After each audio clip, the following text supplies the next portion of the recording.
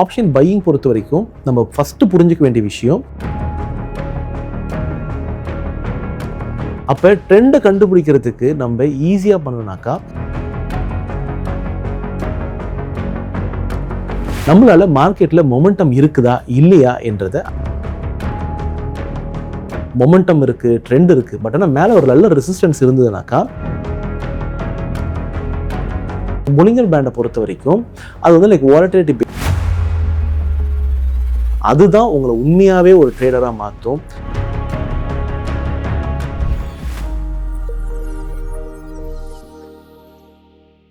Hi Zebu viewers, நான் உங்கள் தர்ணிதரன். இன்னி வீடியோவில் நான் வந்து உங்களுக்கு ஆப்ஷன் பையிங்கில் என்ன மாதிரி விஷயங்களை நம்ம வந்து பேசிக்காக ஃபாலோ பண்ணோம் என்றதை எக்ஸ்பிளைன் பண்ண போகிறேன். ஸோ வந்து பார்த்தீங்கன்னாக்கா ஒரு ஆப்ஷன் பையிங் பொறுத்த வரைக்கும் நம்ம ஃபஸ்ட்டு புரிஞ்சிக்க வேண்டிய விஷயம், மார்க்கெட் என்ன மாதிரி மூவ்மெண்ட்டில் நம்ம ப்ராஃபிட் பண்ணுவோன்றது. ஓகே, ஸோ ஆப்ஷன் பையிங் பொறுத்த வரைக்கும் மார்க்கெட் பொறுமையாக அப்படியே அரைச்ச மாதிரியே மேலே ஏறிச்சுனாக்கா அது ப்ராஃபிட் தராது. நீங்கள் வாங்கின இடத்துல தான் இருக்கும், இல்லை வாங்கினது வந்து லாஸ் போகிறதுக்கான வாய்ப்புகளும் இருக்குது. ஏன்னாக்கா தீட்டா டிகே உங்களுக்கு அகெயின்ஸ்டாக வந்து வேலை செய்யும். அப்போ நமக்கு என்ன நடக்கணும், மார்க்கெட் என்ட்ரி எடுத்ததுக்கப்புறம் வேகமாக நம்ம டைரெக்ஷனில் மூவ் ஆனால் மட்டும்தான் நம்மளால் ப்ராஃபிட் பண்ண முடியும். ஓகேங்களா?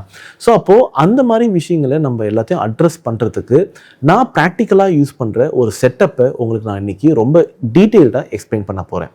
ஓகே, ஸோ ஃபஸ்ட்டு வந்து பார்த்தீங்கன்னாக்கா ஆப்ஷன் பையருக்கு ட்ரெண்டு கிளியராக தெரியணும் என்றது தான் மொதல் விஷயம்.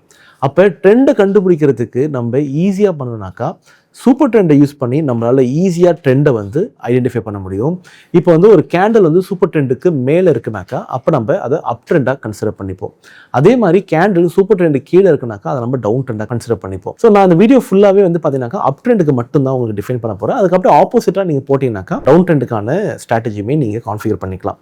ஸோ ஃபஸ்ட் வந்து பார்த்தீங்கன்னாக்கா நம்ம ட்ரெண்ட் ஐடென்டிஃபை பண்ணியாச்சு, அப் ட்ரெண்டாக டவுன் ட்ரெண்டாக ஐடென்டிஃபை பண்ணிட்டோம்.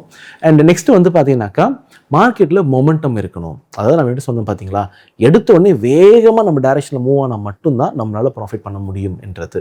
ஸோ அப்போ அந்த மொமெண்டம் ஐடென்டிஃபை பண்ணுறதுக்கு RSI indicator, relative strength index, okay, இந்த இண்டிகேட்டரை நம்ம யூஸ் பண்ணி நம்மளால் மார்க்கெட்டில் மொமெண்டம் இருக்குதா இல்லையா என்றதை ஐடென்டிஃபை பண்ண முடியும். ஓகே, எப்பெல்லாம் RSI வேல்யூ 70க்கு மேலே இருக்கோ, அதுவும் மார்க்கெட் அப் ட்ரெண்டில் இருக்கும் பட்சத்தில் அது வந்து நல்ல ஒரு மொமெண்டமான ஒரு விஷயம். இந்த மாதிரி சமயத்தில் நீங்கள் இன்ட்ராடே மட்டும்தான் பண்ணுன்றது அவசியம் கிடையாது.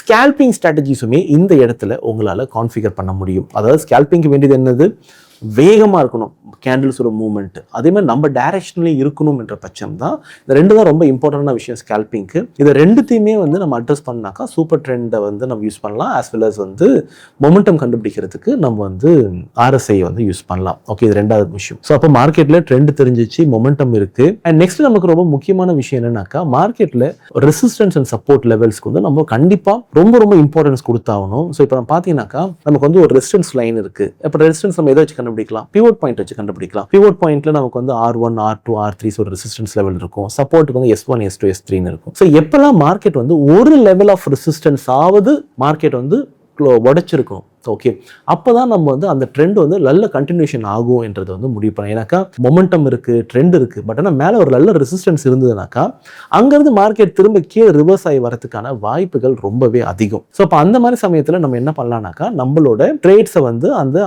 அட்லீஸ்ட் ஒரு லெவல் ஆஃப் ரெசிஸ்டன்ஸ், ஒன்று R1 உடைச்சிருக்கணும், இல்லை R2வாவது உடைஞ்சிருந்தா மட்டும்தான் நம்ம வந்து ட்ரேட்ஸை ப்ராசஸ் பண்ணணும். இப்போ 3 கண்டிஷன் தெரிஞ்சிருச்சு.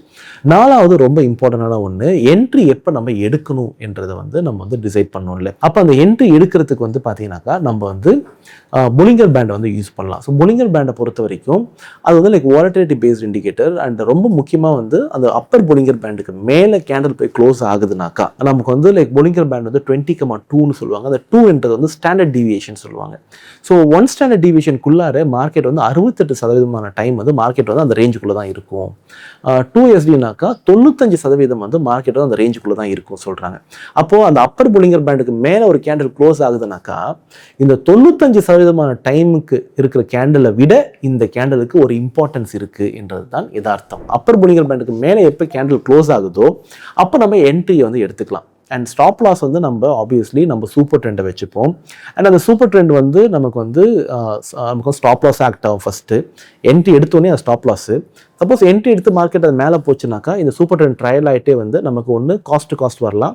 அப்படி இல்லைனாக்கா மார்க்கெட் எவ்வளோ தூரம் மேலே அந்த ட்ரெண்ட் கண்டினியூ ஆகுதோ அந்த ஃபுல் ட்ரெண்டிங் கேப்சர் பண்ணி நமக்கு சூப்பர் ட்ரெண்ட் வந்து ஒரு நல்ல எக்ஸிட்டை வந்து ட்ரையல் பண்ணி நமக்கு வந்து 1:2, 1:5, 1:10 ரிஸ்க் ரிவார்டு வரைக்குமே புஷ் பண்ணிட்டு போகிறதுக்கான வாய்ப்புகள் இருக்குது. ஸோ நமக்கு இப்போ ஒரு தெளிவான ஒரு அண்டர்ஸ்டாண்டிங் இருக்குது. ஒரு பையிங் ஸ்ட்ராட்டஜி பண்ணுறோன்னாக்கா அடிப்படையாக நமக்கு ட்ரெண்டு தெரியணும், மார்க்கெட்டில் மொமெண்டம் இருக்கா தெரியணும், மேலே இருக்க ரெசிஸ்டன்ஸ் சப்போர்ட் தெரியணும், ஒரு ப்ராப்பரான என்ட்ரி தெரியணும். ஓகே, இந்த 4மே ரொம்ப ரொம்ப இம்பார்ட்டன்ட் ஒரு ஆப்ஷன் பையிங் நீங்கள் பண்ணுறீங்கனாக்கா. அண்ட் அதே மாதிரி எக்ஸிட், இந்த 4த்தை நீங்கள் ஃபாலோ பண்ணுறீங்களா இல்லையான்றதுலாம் முக்கியம் கிடையாது. அந்த சூப்பர் ட்ரெண்டு கீழே வந்துச்சுனாக்கா உங்கள் லாங் ட்ரேடை க்ளோஸ் பண்ணுறீங்க பார்த்தீங்களா, அதுதான் உங்களை உண்மையாகவே ஒரு ட்ரேடராக மாற்றும். எக்ஸிட்டை தயவு செஞ்சு ஃபாலோ பண்ணுங்கள். ஓகே, ஸோ உங்களோட ட்ரேடிங் அக்கௌண்ட்டில் எவ்வளோ பெரிய பெரிய லாஸஸ்லாம் நடந்திருக்கும், அந்த எல்லா பெரிய லாஸுமே ஒரு தடவை அது ரொம்ப சின்ன லாஸாக இருந்திருக்கும். அந்த ஸ்டாப் லாஸை மாற்றினது நீங்களாக தான் இருந்திருப்பீங்க. ஸோ இந்த மாதிரி சின்ன சின்ன விஷயங்களை நீங்கள் ஃபாலோ பண்ணாலே உங்கள் ஆப்ஷன் பையிங் ஜேர்னியில் நல்ல ஒரு ரிசல்ட்டை உங்களால் பார்க்க முடியும். Over the period of time இந்த மாதிரி சின்ன சின்ன ஹேபிட்ஸை உங்களோட ட்ரேடிங்குள்ளே நீங்கள் சேர்க்கும் போது டெஃபினட்டாக நீங்களும் ஒரு நாள் ப்ராஃபிட்டபிள் ட்ரேடராக மாறலாம். All the best. தேங்க்யூ.